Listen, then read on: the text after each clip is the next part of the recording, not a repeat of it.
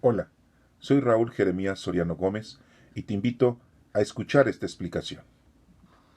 San Juan capítulo 19. Pilato tomó entonces a Jesús y mandó azotarlo. Los soldados trenzaron una corona de espinas, la pusieron en la cabeza de Jesús y lo vistieron con una capa de color rojo oscuro.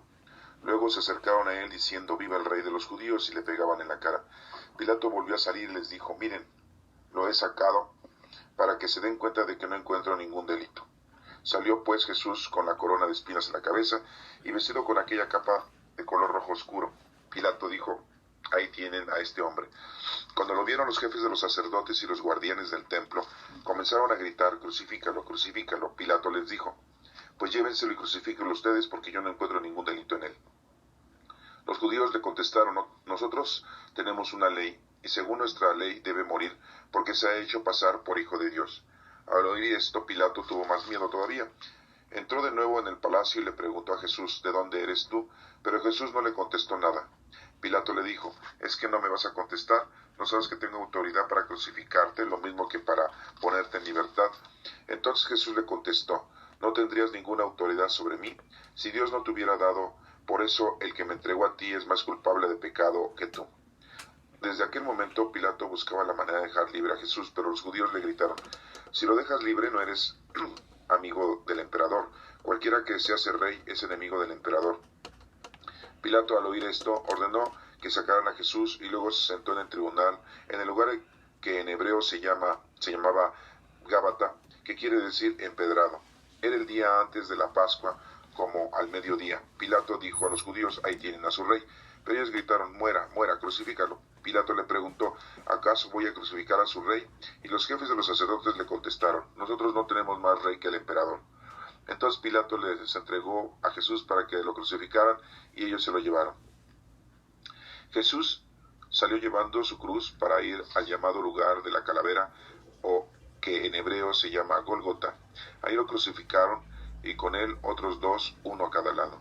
Pilato mandó poner sobre la cruz un letrero que decía: «Jesús de Nazaret, rey de los judíos». Muchos judíos leyeron aquel letrero porque el lugar donde crucificaron a Jesús estaba cerca de la ciudad, y el letrero estaba escrito en hebreo, latín y griego. Por eso los jefes de los sacerdotes judíos dijeron a Pilato: «No escribas rey de los judíos, sino escribe: el que dice ser rey de los judíos». Pilato les contestó: «Lo que he escrito, escrito queda». Después que los soldados crucificaron a Jesús, recogieron su ropa y la repartieron en 4 partes, uno para cada soldado. Tomaron también la túnica, pero como era sin costura, tejida de arriba abajo de una sola pieza. Los soldados se dijeron unos a otros: «No la rompamos, sino echémosla a suertes, a ver quién le toca». Así se cumplió la escritura que dice: «Se repartieron entre sí mi ropa y echaron a suerte mi túnica». Esto fue lo que hicieron los soldados. Junto a la cruz de Jesús estaba su madre y la hermana de su madre, María, esposa de Cleofas, y María Magdalena. Cuando Jesús vio a su madre y junto a ella al discípulo a quien él quería mucho, dijo a su madre: «Mujer, ahí tienes a tu hijo». Luego le dijo al discípulo: «Ahí tienes a tu madre». Desde entonces ese discípulo la recibió en su casa.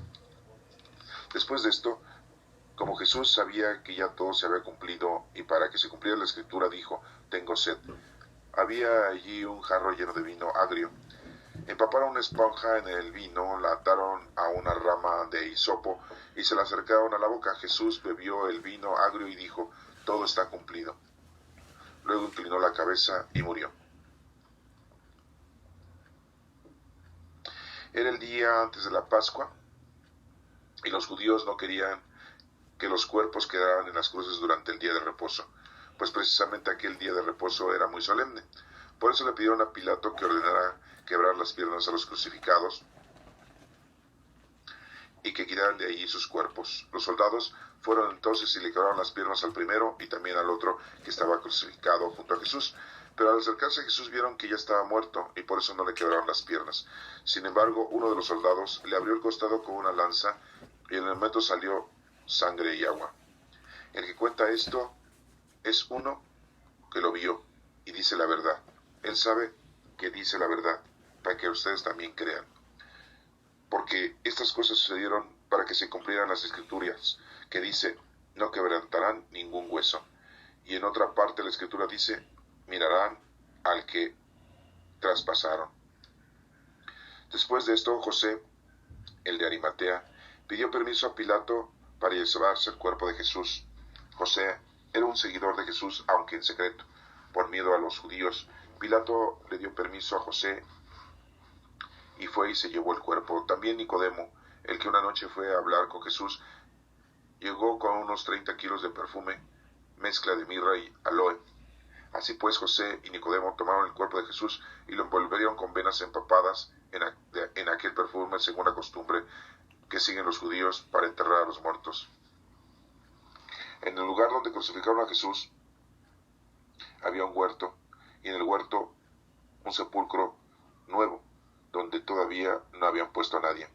Allí pusieron el cuerpo de Jesús porque el sepulcro estaba cerca y porque ya iba a empezar el día de reposo de los judíos.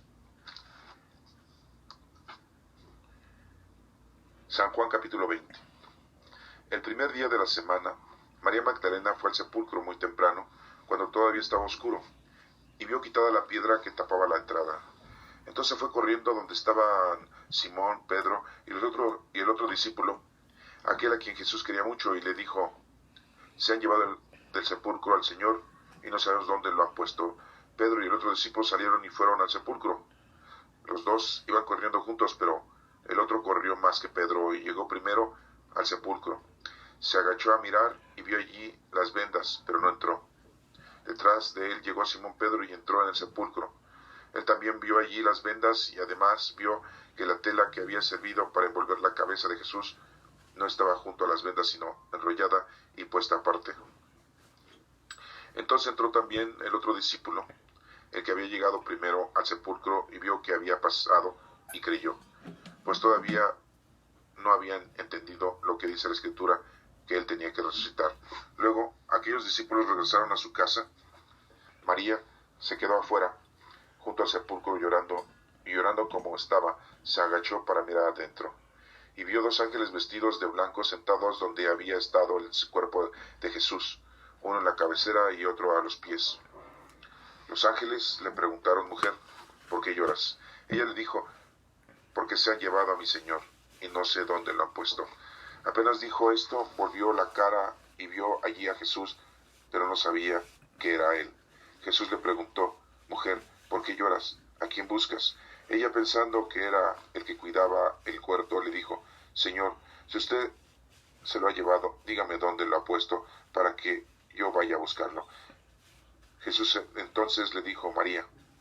Ella se volvió y le dijo en hebreo, Rabuni, que quiere decir maestro.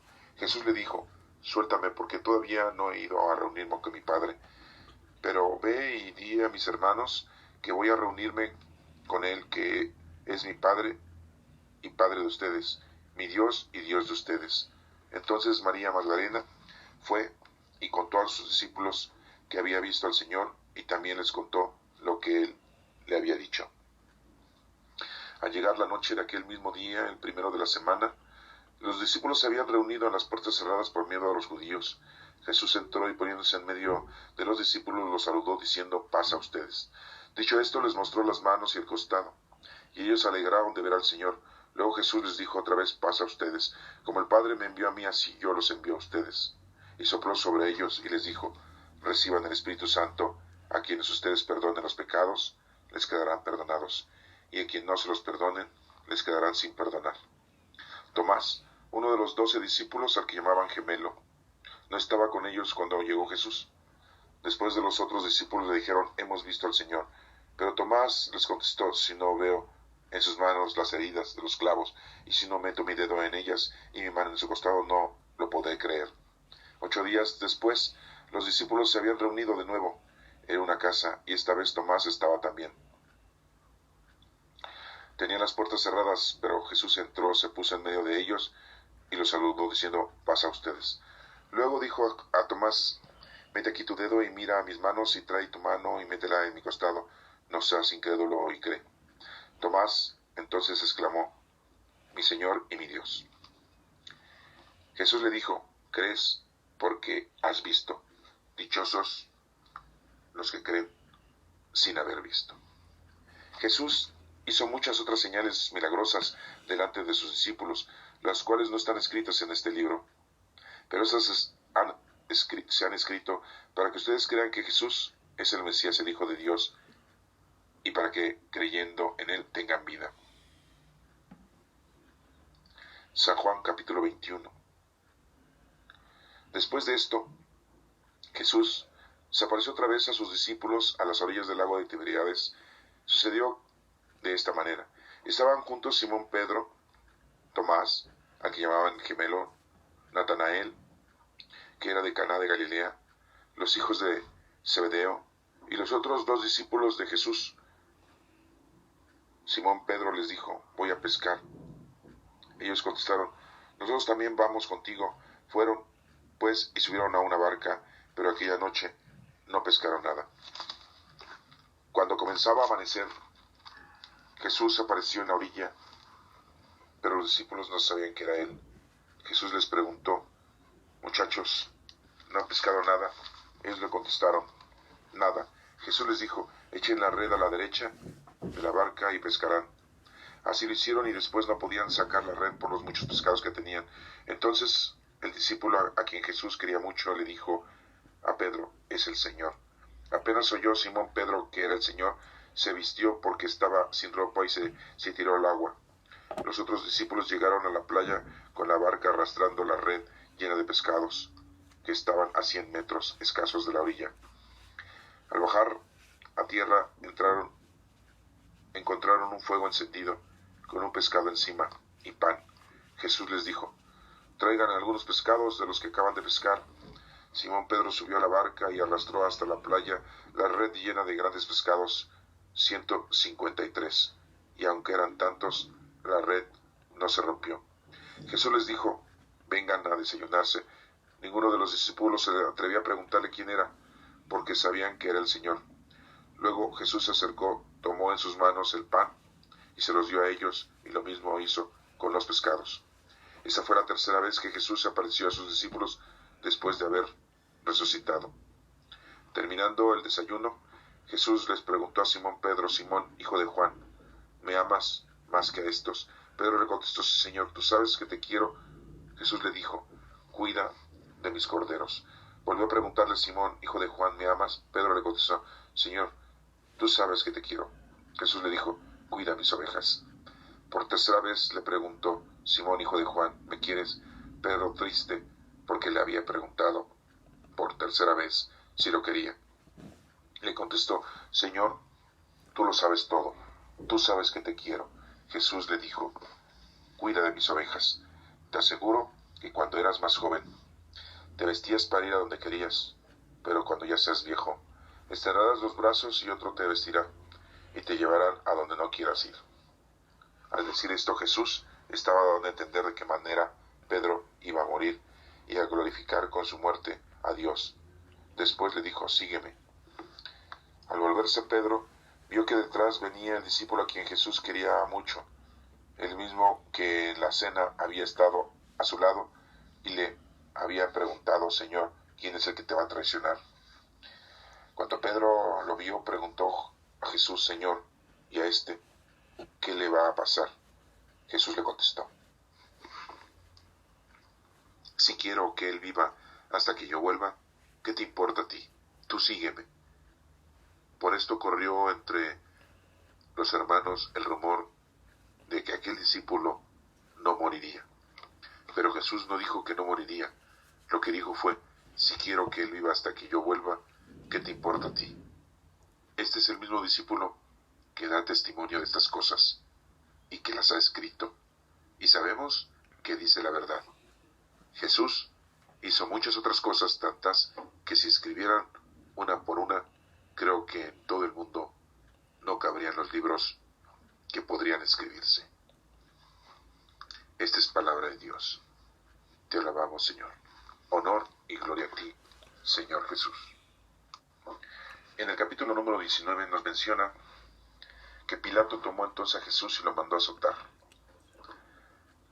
Nos menciona también que le trenzaron una corona de espinas y se la pusieron en la cabeza. y la vistieron con una capa roja, color rojo oscuro. Luego se acercaron a él diciéndole: viva el rey de los judíos, y le pegaban en la cara. Pilato volvió a salir y les dijo: miren, he sacado para que se den cuenta de que no encuentro ningún delito. Pilato, cumpliendo con su deber como emperador o como gobernador de ese lugar, estaba llevando a cabo, sin que él se diera cuenta, lo que ya estaba escrito, que nuestro Señor Jesucristo iba a ser condenado y iba a ser asesinado.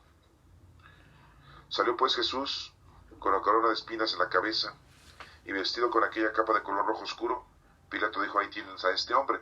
Y después de haberlo azotado, porque no merecía ni esos azotes Jesús, era mucho esos azotes, porque Pilato se había dado cuenta que no tenía ningún delito que seguir. Y aún así, los judíos presionaban al gobernador para que lo mataran.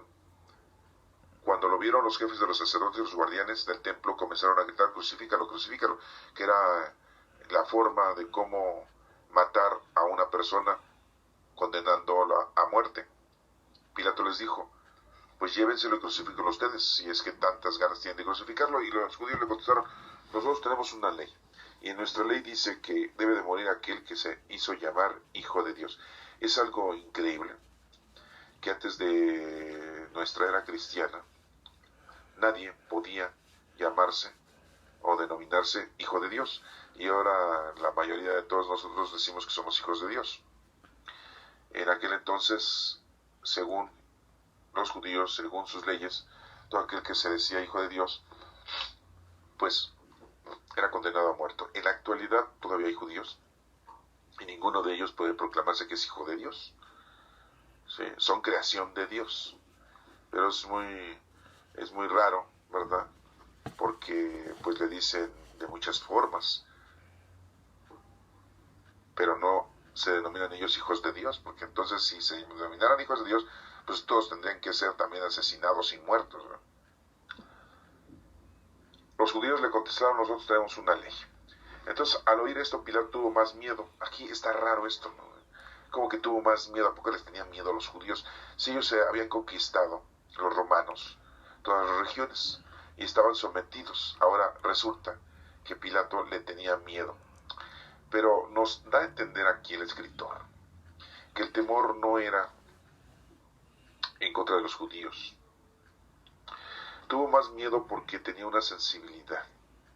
Vemos como aquí en la escritura no nos dice que Pilato se lava las manos. Vemos en otros evangelios que dice: yo me lavo las manos, yo no tengo nada que ver con lo que ustedes están haciendo.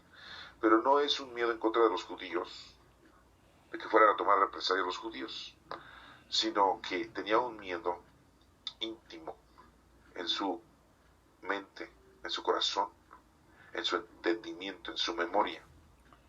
Acuérdense que las tres potencias del alma son memoria, entendimiento y voluntad. Y ahí tenía miedo, independientemente de que él no creía en Dios. Algo dentro de él se manifestaba y había un temor a Dios.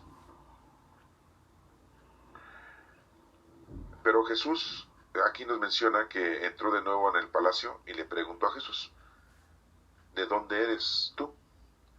Jesús no le contesta. ¿De dónde era Jesús? Pues él había nacido en Belén, pero había vivido en Nazaret. Y pues en realidad pues todos decían que era de Nazaret de Galilea, pero en realidad él había nacido en Belén de Judá. ¿Se acuerdan de eso?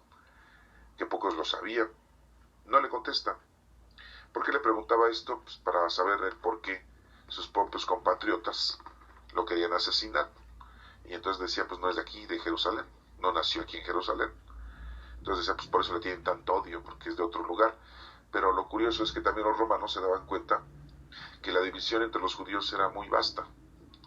Todos los judíos estaban divididos. Había unas divisiones muy grandes, no como ahora, ¿verdad? Que supuestamente están muy unidos y ya tienen 70 años ahí en el territorio, allá en Jerusalén, y ya se acaba de denominar en este 2018 la capital de Israel, que es Jerusalén. Y supuestamente ahora están muy unidos. Pues aquí vemos cómo no había mucha unión. y los romanos lo sabían. Es que no me vas a contestar, le dice Pilato. No sabes que tengo autoridad para crucificarte, lo mismo que para soltarte, le dice Pilato a Jesús. Entonces Jesús ya le contesta, le dice, no tendrías ninguna autoridad sobre mí si no te hubiera venido de lo alto. Pero no le estaba diciendo viniera de lo alto del César, del emperador, sino de lo alto que es de nuestro Padre Dios.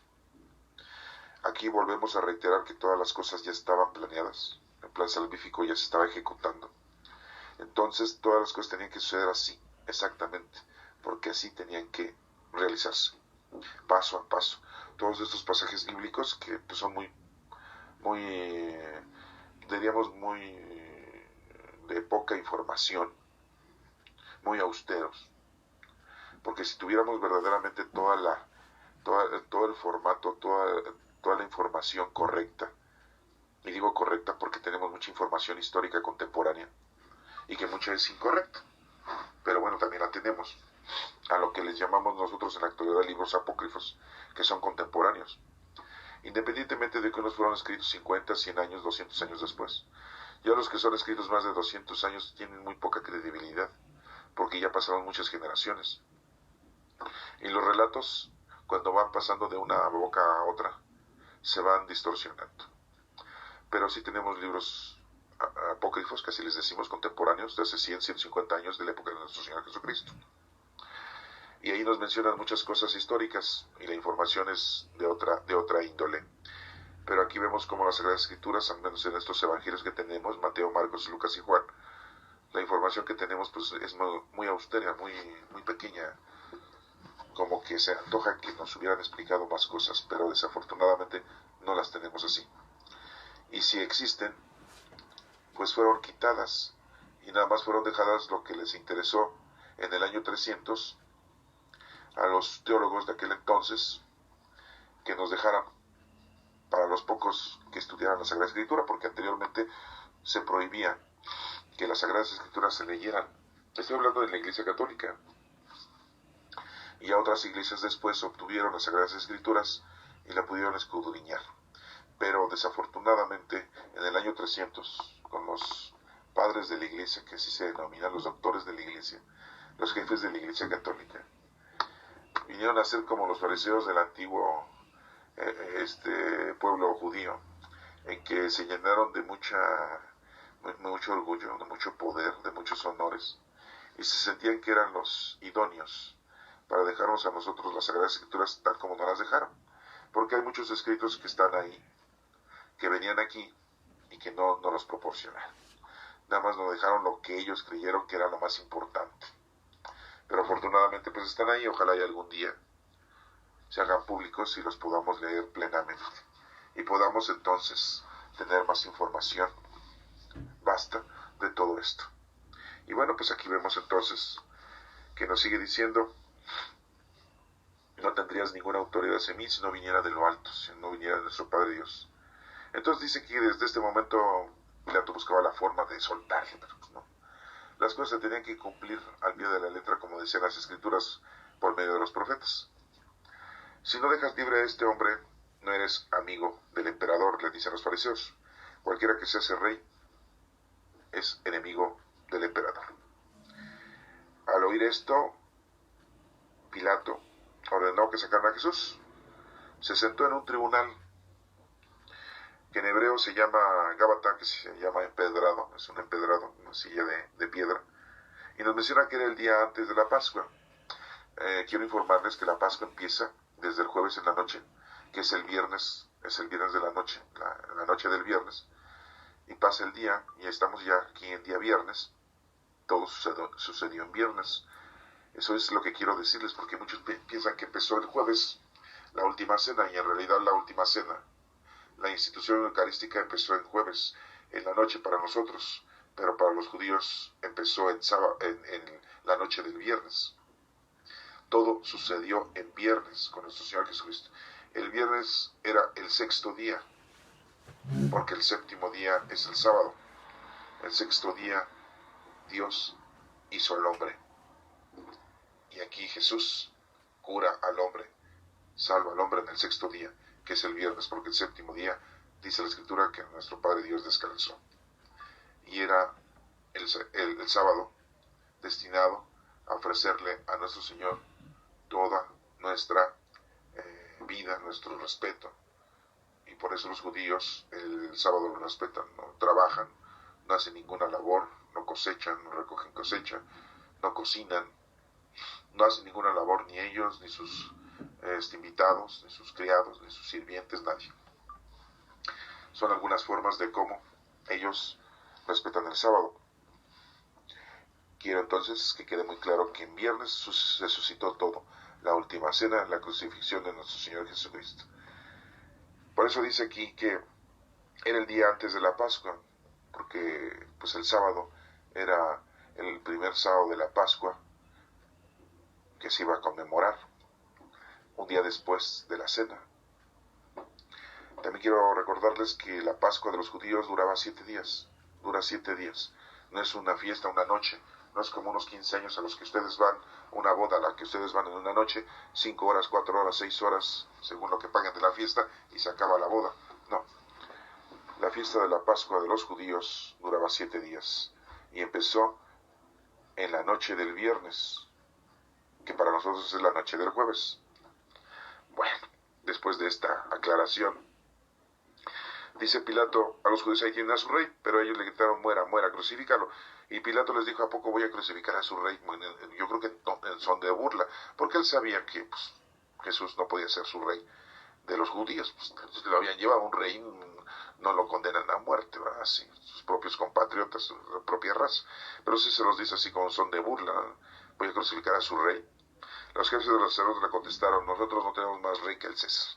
Ay, sí, ahora resulta que ellos estaban de acuerdo en que fueran oprimidos, reprimidos, que fueran conquistados y que fueran dominados y que fueran una raza presa y que no tuvieran libertad, ¿verdad? Ahora resulta que estaban de acuerdo con el emperador. Se dan cuenta de todas las tonterías y estupideces que estaban ellos proclamando y diciendo. Entonces Pilato les entregó a Jesús para que lo crucificaran y se lo llevaran. Y nos sigue mencionando aquí que Jesús llevó una cruz para el llamado lugar calavera, que se llama Gólgota en hebreo. Lo crucifican a él y otros dos, uno en cada lado. Aquí muy claramente lo dice.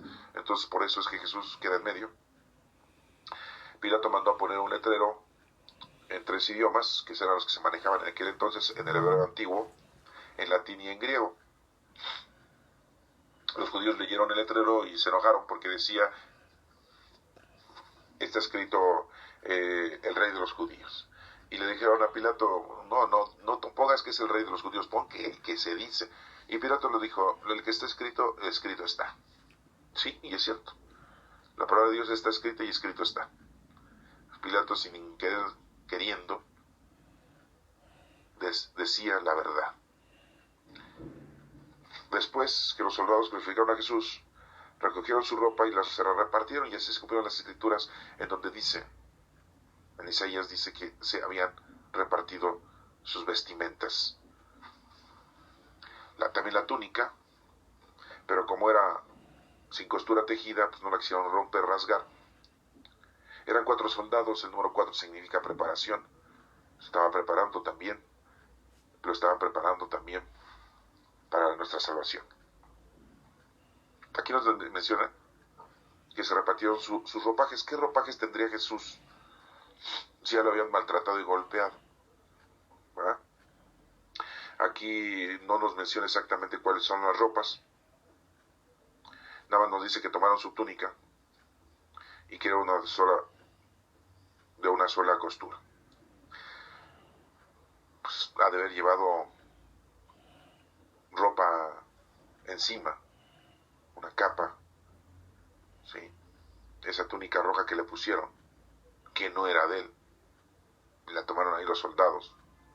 La ropa del Señor Jesucristo no nos menciona aquí, pero cada uno de los soldados tomó una parte. A lo mejor alguien tomó las sandalias, otro tomó una túnica y echaron suerte, otro tomó su manto, porque llevaban un manto, y que cuando no se lo ponían en la cabeza, se lo ponían en el cuello. Y otros, a lo mejor el otro soldado se quedó con su cordón, que sujetaba, se ceñía la cintura. O a lo mejor lleva a Jesús un tipo chaleco que usaban mucho los judíos, pero no nos menciona el ropaje, pero sí nos menciona que se lo repartieron los 4 soldados. Eso es muy importante aclararlo. Dice que no lo ropamos, echémonos suerte, y se cumple la escritura. Junto a la cruz, dice aquí que estaban su madre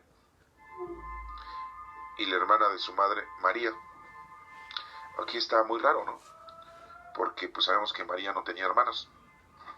Entonces aquí la redacción está muy complicada, porque dice, junto a la cruz de Jesús estaban su madre y la hermana de su madre, María.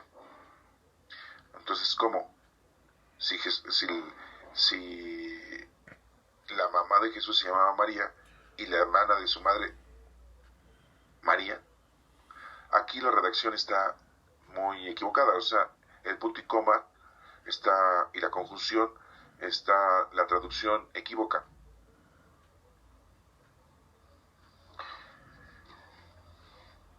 Dice también esposa de Cleofas.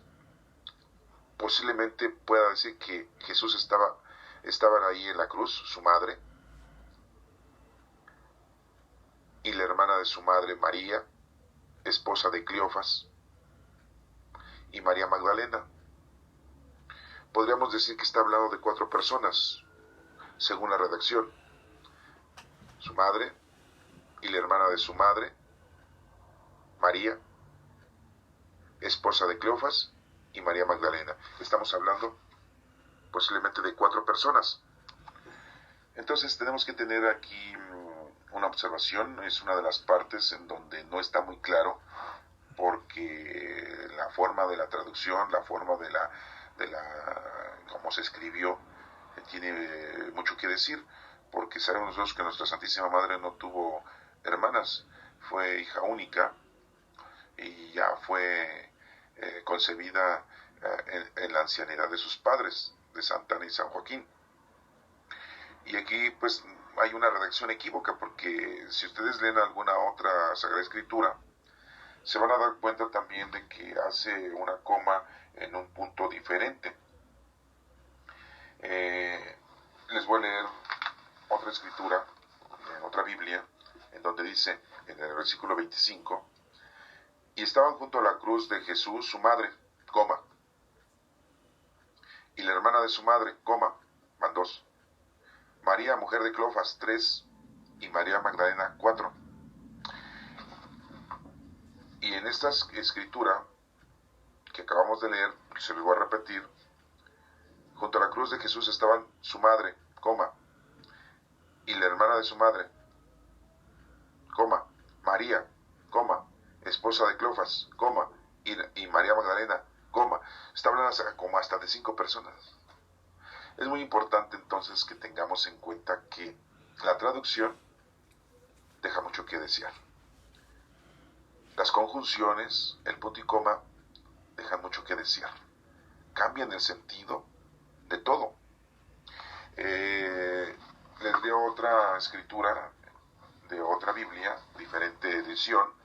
Cerca de la cruz de Jesús estaba su madre, coma, con María, coma, la hermana de su madre, coma, esposa de Cleofas, coma, y María Magdala, coma. O sea, no nos dice mucha explicación. Pero bueno, quiero darles a entender aquí que según las tradiciones dice que eran 3 mujeres, las 3 Marías, las que estaban en la cruz. María, su madre, María Cleofas y María Magdalena. Así dice la tradición, y aquí vemos cómo la redacción y la traducción pues está fatal. Bueno, pero quiero aseverar que esta María Magdalena, no pensemos que era prostituta, ya sabemos que fue la que nuestro Señor Jesucristo le expulsó 7 espíritus malignos, la exorcizó, que nosotros decimos que son los 7 pecados capitales. También se piensa que María Magdalena lloró a los pies de nuestro Señor Jesucristo en la cruz, pues aquí la tenemos. Se nos menciona que haya llorado a los pies de Jesús en alguna casa, y que le haya secado con sus cabellos sus pies. Sabemos que fue otra María, la hermana de Lázaro, que vivían en Betania. Acuérdense de María, Marta y Lázaro, que vivían en Betania, donde nuestro Señor Jesucristo estaba en la casa de Lázaro. Pero también vemos que en otra escritura nos menciona de la prostituta que sí estaba en la casa del fariseo, en donde fue invitado nuestro Señor Jesucristo. Estas confusiones se presentan precisamente porque son similares.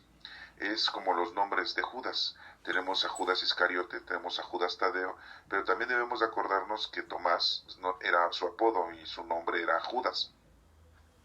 Entonces había varios Judas, así como Simón, que le pusieron el nombre de Pedro, Jesús le cambió el nombre.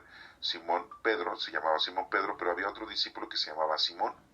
Tenemos a Santiago el mayor, no porque fuera mayor de edad, sino por la distinción que le hacemos al otro Santiago, Santiago el menor.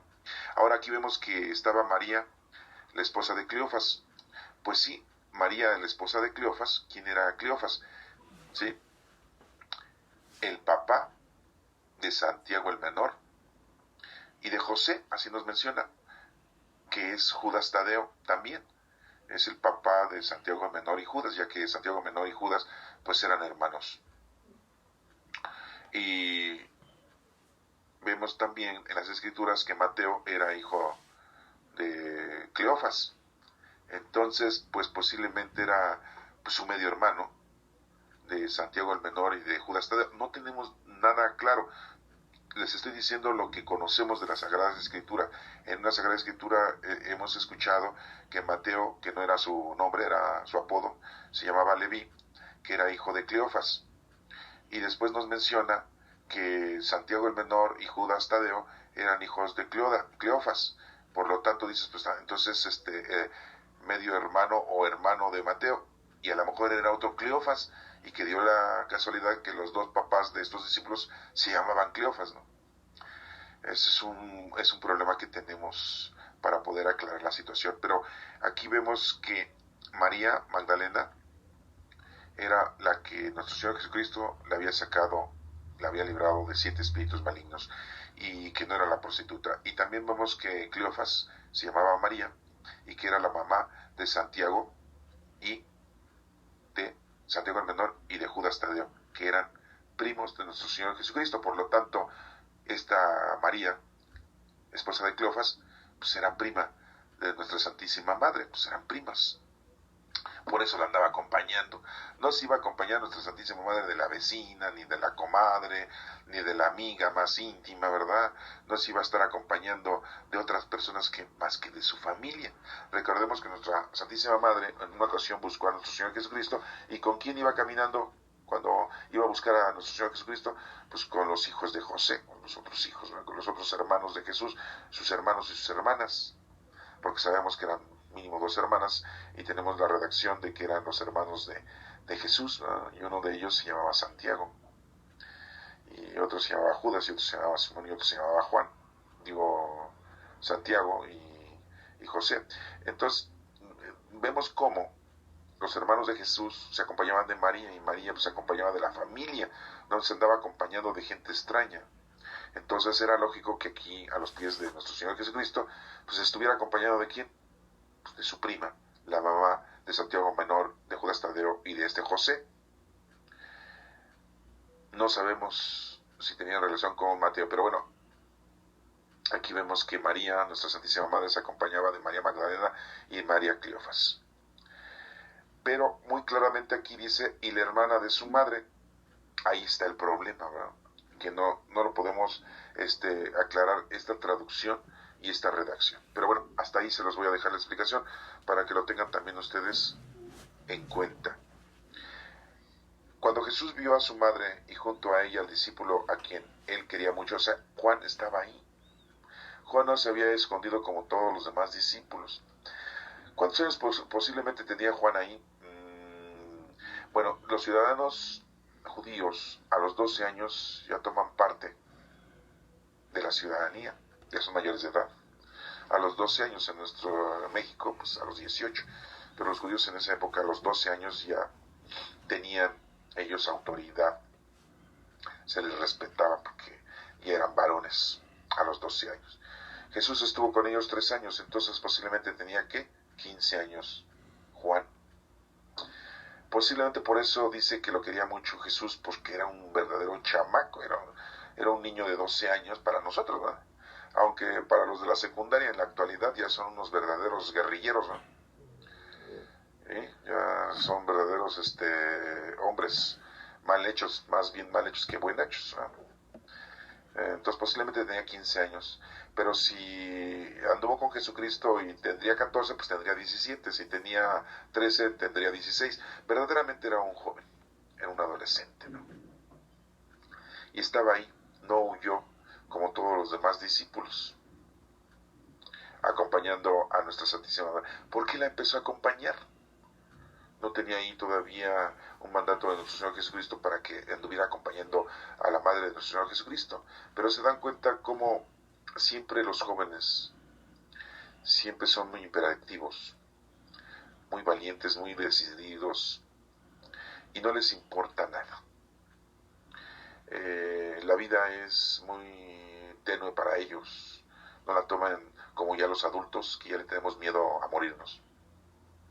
Los jóvenes así fuimos, así éramos, así son los jóvenes. Y bueno, vemos aquí cómo Juan no dice yo, Juan, no. Trata de ser sencillo y humilde en su escrito para que no lo evoquemos de una manera errónea. Dice aquí que el discípulo a quien él quería mucho dijo a su madre, mujer, ahí tienes a tu hijo. Pero pues si María, sí, claro, ya se iba a morir Jesús, ya no iba a tener hijos. Pero como dice, ahí tienes a tu hijo, pues si Juan era hijo del señor Zebedeo y todavía vivía su esposa, ¿cómo iba a ser su hijo? Porque nos damos cuenta entonces que esta era una manera teológica de un mensaje más profundo, ¿verdad? Luego le dijo al discípulo, ahí tienes a tu madre. Pues, oye, pero yo ya tengo mamá, ¿cómo va a tener 2 mamás? Sí, pero lo está viendo de una manera espiritual, como en la actualidad nosotros veneramos, amamos a nuestra Santísima Madre porque somos sus hijos. Al ser hermanos de Cristo somos sus hijos, no de sangre, pero sí de espíritu. Ahí tienes a tu madre. Entonces, desde ese entonces, ese discípulo lo recibió en su casa. ¿Se dan cuenta? Estuvo viviendo con Juan, nuestra Santísima Madre. O sea, qué dicha, ¿no? Tener a nuestra Santísima Madre en nuestra propia casa. Después de esto, como Jesús sabía que ya todo se había cumplido, y para que se cumpliera la escritura dijo, tengo sed. Había allí un jarro lleno de vino agrio, empaparon una esponja en el vino, la ataron a la rama de hisopo y se la acercaron a la boca. No dice quién. En otros evangelios nos dice que un soldado. En otros nos dice el evangelio que Jesús no lo quiso tomar, porque tendría algo de mirra y la mirra hacía que se te adormeciera el cuerpo. Jesús bebió el vino agrio y dijo, todo está cumplido. Aquí sí dice que lo bebió. Son las diferencias que existen de un evangelio y otro, de una escritura y otra. Muy claramente lo dice aquí para que se cumplieran las escrituras de que todo estaba escrito, ya todo estaba así. Jesús bebió el vino agrio y dijo, todo está cumplido. Luego inclinó la cabeza y murió.